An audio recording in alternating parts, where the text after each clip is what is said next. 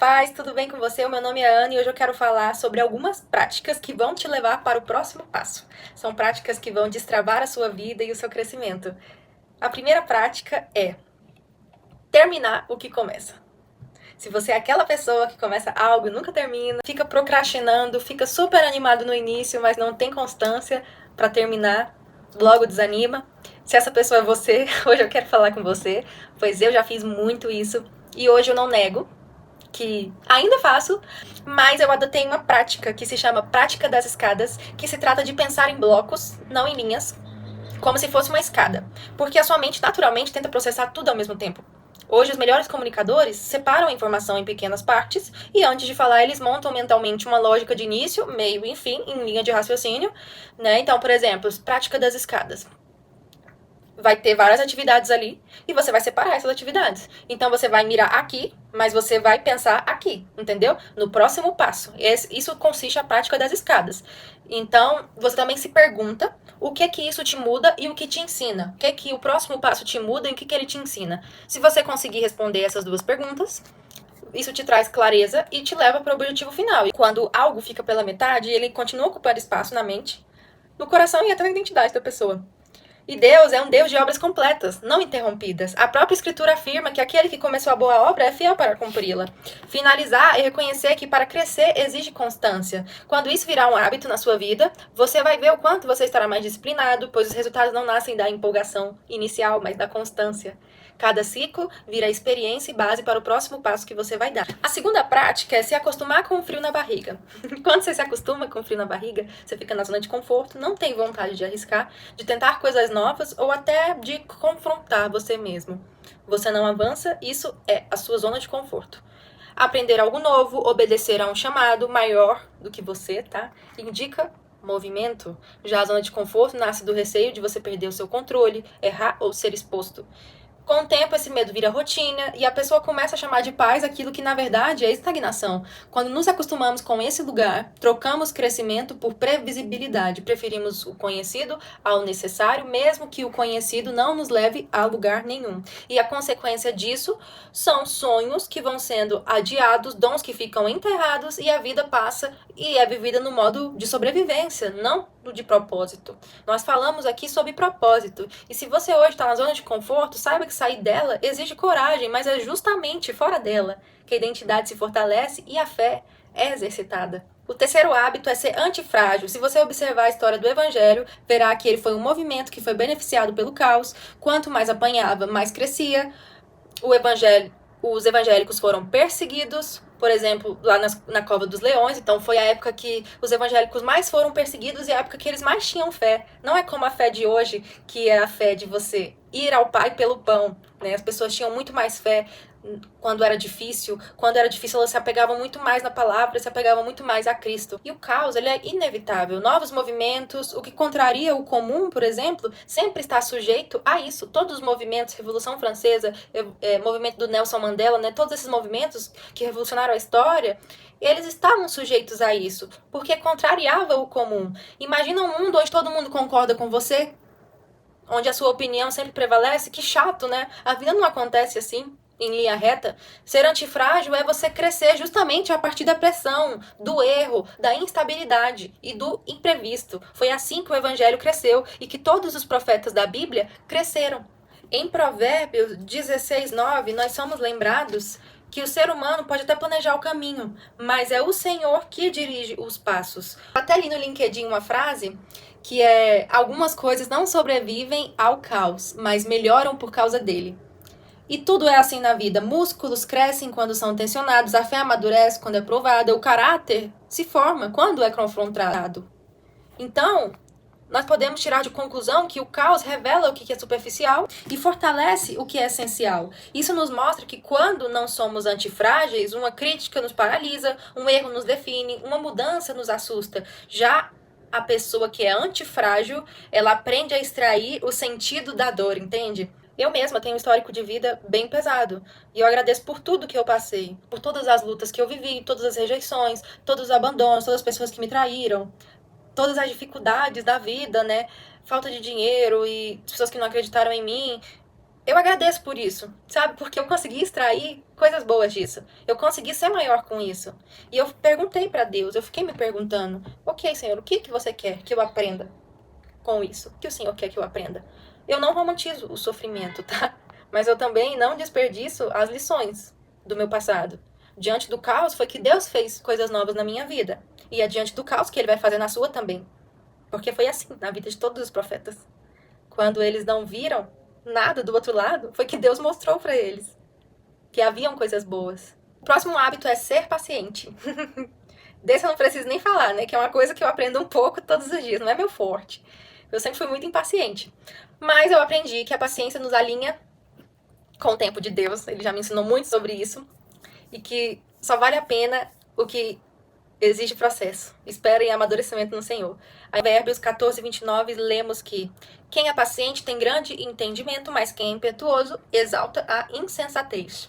Isso mostra que a paciência nos dá clareza, nos ajuda a discernir e evita que sejamos guiados apenas pela emoção do momento. Ser paciente é confiar mesmo quando não vemos resultados imediatos. A paciência nos ensina a permanecer firmes quando não vemos os resultados e nos ajuda a descansar sabendo que o tempo certo não atrasa. Outro hábito importante é parar de escutar todo mundo. Se você for parar para escutar as pessoas, nunca vai fazer aquilo que você realmente deseja. Vai ter que seguir a manada, pois eles não têm coragem de arriscar. E esse não é o caminho que você está trilhando. Nem toda voz carrega sabedoria, verdade ou responsabilidade sobre a nossa vida. Ouvir todo mundo nos confunde a direção e enfraquece nossa identidade. A Bíblia nunca incentiva a surdez espiritual, mas ensina o discernimento, que é saber quem ouvir, quando ouvir e o que filtrar. Jeremias 17,5 declara que é maldito quem confia no homem e faz da carne o seu berço. Não é uma condenação às pessoas, mas um chamado para não substituir a direção à voz de Deus pela validação humana. É claro que há vozes sim bem intencionadas, mas que estão desalinhadas com o que Deus está fazendo na sua vida. Só porque não é de Deus para você, gente, não quer dizer que não seja de Deus. Por isso que você tem que buscar relacionamento com Deus cada vez mais, para você escutar apenas a voz dele. E não ter que escutar os outros ou escutar profetas para poder escutar a voz de Deus. Se você tenta escutar todo mundo, você acaba vivendo para ninguém. Você muda de rota a cada opinião que te falam. E você também se torna refém da aprovação das pessoas. Eu já fui assim. E graças a Deus eu me libertei disso, porque isso é uma prisão. Ouvir demais pode ser tão prejudicial quanto ouvir de menos. E a maturidade está em selecionar vozes. Jesus mesmo, gente. Jesus tinha 12 discípulos. Mas tinha coisa que ele só falava com 3 discípulos. E tinha coisa que ele só falava com 1 discípulo. Ele não falava a mesma coisa com todos. Ele tinha um nível de confiança para cada discípulo dele. Então, se Jesus fez a seleção da seleção, por que você tem que falar tudo para todo mundo? Ou escutar todas as pessoas? Outro hábito importante é aceitar desafios, porque se desafiar é se desenvolver. Essa é aquela pessoa lifelong learning, sabe? Que nunca cansa de aprender, que tá sempre aprendendo, amadurecendo. Pessoa de cabeça aberta, que nunca se cansa. Eu tento ser essa pessoa, inclusive, todos os dias. Eu não sei se consigo, mas pelo menos eu tô tentando. Porque eu acredito que uma vida sem desafios limita o crescimento. Os desafios não surgem para nos destruir, mas para nos expandir. Deus frequentemente conduz pessoas a cenário que exigem coragem e ação. Foi assim com Abraão, foi assim com Jesus, com José, com Davi, diante de Golias, Moisés diante de Faraó, com Pedro, com Josué. Gente, acabou a bateria aqui, então tô tendo que me virar aqui para gravar. Tô usando o celular apoiado aqui para gravar, seja o que Deus quiser. Mas vamos aí continuar, né? Mas onde eu parei, que Deus diz para Josué ser forte e corajoso. Por onde quer que andares, Deus é contigo. Foi isso que Deus disse para Josué. Mas a presença de Deus não elimina desafios, mas garante que não os enfrentemos sozinhos, pois estamos com Deus. Se você perguntar para cada profeta da Bíblia, nenhum deles se sentia pronto. Se você perguntar para cada um deles, eles não vão falar que estavam prontos, mas eles se tornaram prontos no caminho. E o valor está no caminho completo, e não apenas no começo que a gente se empolga e que quer fazer tudo acontecer e depois desanima, porque as grandes transformações bíblicas aconteceram quando alguém decidiu dizer sim para o caminho, apesar do medo. Eles disseram sim. Escolha dizer sim para a sua transformação hoje. Se você assistiu até aqui, eu coloquei um hábito bônus para você. E o 7º hábito é encare os seus medos. Porque essa dica tem muito a ver com a dica anterior, pois os desafios também têm muito a ver com os medos. E o medo não enfrentado se torna um limite, enquanto o medo encarado se transforma em aprendizado. Fugir do medo faz você nunca encará-lo e nunca se libertar dele. E isso trava a sua vida, gente. Trava as suas relações, o seu trabalho, os seus relacionamentos. Fugir do medo pode até trazer alívio momentâneo, mas com o tempo ele cresce, ganha espaço e passa a governar as suas decisões e até as suas escolhas.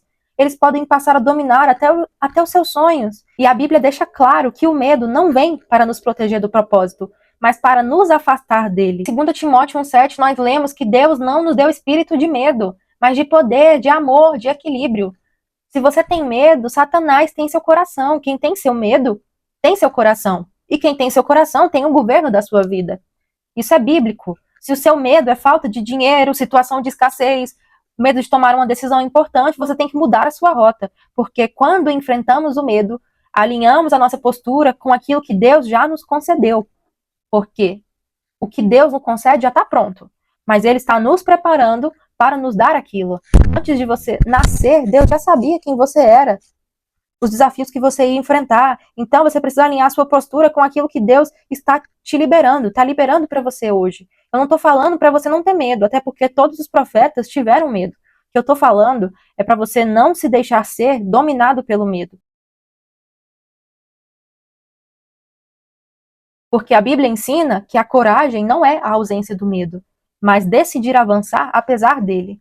E se você parar para pensar, olha, o medo costuma apontar exatamente para onde existe um crescimento. Você já percebeu isso? Tudo que nos expande exige risco. Assumir responsabilidades, mudar rotas, obedecer a um chamado, amadurecer emocionalmente. Se nós evitamos constantemente o medo, evitamos também o desenvolvimento. Declare hoje que o medo não define quem você é e nem decide até onde você pode ir. Pois quem decide isso é Deus. E Deus não está nos seus medos, mas Ele está te guiando para você atravessá-los. E esses foram os 7 hábitos para você destravar a tua vida, para você destravar o crescimento da tua vida. E se você gostou desse vídeo, compartilhe com mais pessoas. Hype o vídeo se tiver essa opção, porque o YouTube distribui melhor esse vídeo, dá o seu like, faz um comentário legal para o YouTube distribuir também e para levar esse vídeo para outras pessoas, para abençoar a vida de outras pessoas também. Eu vou deixar o link do grupo do WhatsApp nos comentários, tá? Então, se você quiser entrar, é só clicar no link. E eu fiz um devocional para você que quer se aproximar de Deus, que você está cansado dessa mesmice com Deus, você está se sentindo estagnado, você quer um novo de Deus, você quer viver um novo tempo com Deus, você sente que quer mais dele, que precisa mais dele, mas não sabe como, né? Não sabe como fazer, não sabe como se aproximar de Deus, não sabe como sentir a presença. Pois eu te ensino no devocional, passo por passo, dia após dia. É um devocional de 15 dias, de reflexões transformadoras, gente, transformadoras, e tá muito lindo. Foi escrito por mim, é 100% autoral. Fala sobre procrastinação, tem uma página dedicada só para jejum. Falamos sobre medo, sobre a oração e a Bíblia, que é uma coisa muito importante. Então, cada dia é dedicado para uma coisa da vida do cristão. Então, tá muito poderoso, muito aprofundado. Se você tiver interesse em se aprofundar com Deus, vou deixar aqui o link na descrição do vídeo, tá? Tá disponível para você. Eu espero que você venha um novo tempo com Deus e até semana que vem. Um beijo para todos vocês. Fiquem com Deus. Tchau, tchau.